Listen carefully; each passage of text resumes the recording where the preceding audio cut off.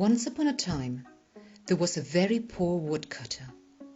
He lived in a tiny cottage in the forest with his 2 kids, Hansel and Gretel, and his second wife. His wife often ill-treated the kids and was always nagging her husband. "There is not enough food in the house for all of us. We need to get rid of the kids." She kept trying to persuade her husband to abandon the kids in the forest. The woodcutter didn't know what to do. One night, Hansel overheard the conversation. Hansel slipped out of the house and filled his pockets with little white pebbles, and then went to bed.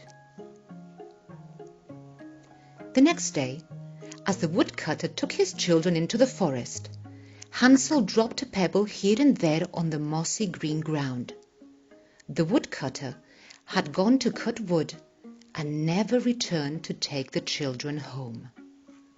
When night fell, Gretel began to cry.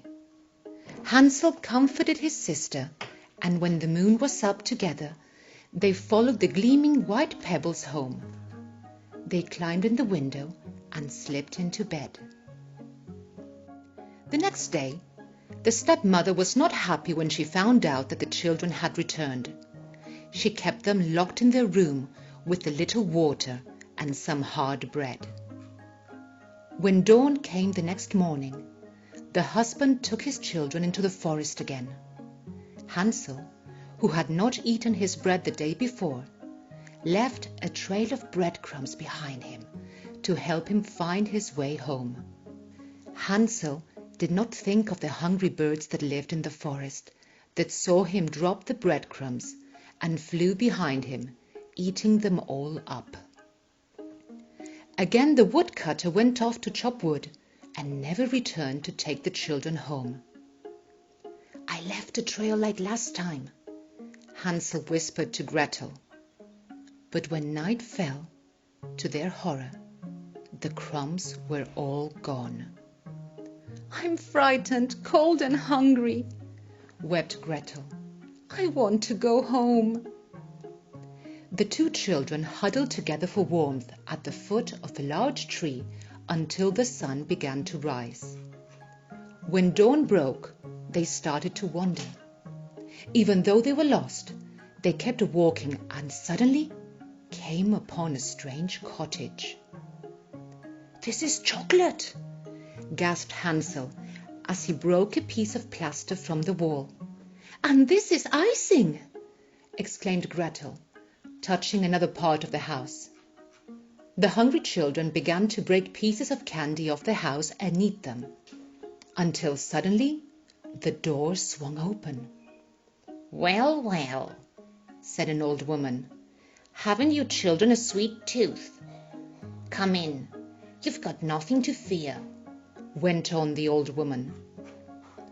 Unluckily for Hansel and Gretel, the sugar candy cottage was a trap the old witch used to catch her victims.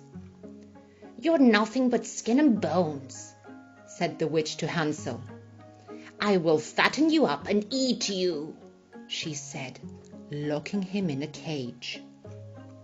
"You can do the housework," she said to Gretel. "Then I will make a meal of you too." As luck would have it, the witch had bad eyesight, which was made worse when Gretel smeared butter all over her glasses. "Let me feel your finger," said the witch to Hansel every day, checking to see if he was getting fatter. The witch kept complaining that Hansel was not growing any fatter. What she didn't know was that Gretel had brought her brother a chicken bone, and he held that out to the witch when she asked to feel his finger. The witch grew tired of waiting, and one day asked Gretel to light the oven. "We are going to have roasted boy today," she said. Growing impatient, the witch asked Gretel to see if the oven was hot enough yet. Gretel returned and whimpered, "I can't tell if the oven is hot enough or not." Angrily, the witch screamed at the girl as she went to check the oven herself.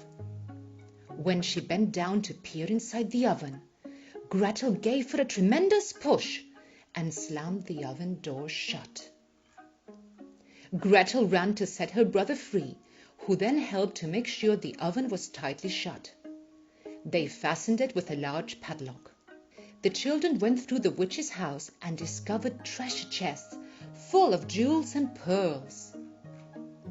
They took the treasure with them and set off into the forest to find their way home. On the second day, they saw their father come out of their house weeping. He saw them and came running. "Your stepmother is dead. Come home with me, my dear children." "Promise you will never desert us again," said Gretel, as Hansel opened the casket and showed their father what they had found. And they all lived happily ever after. The end.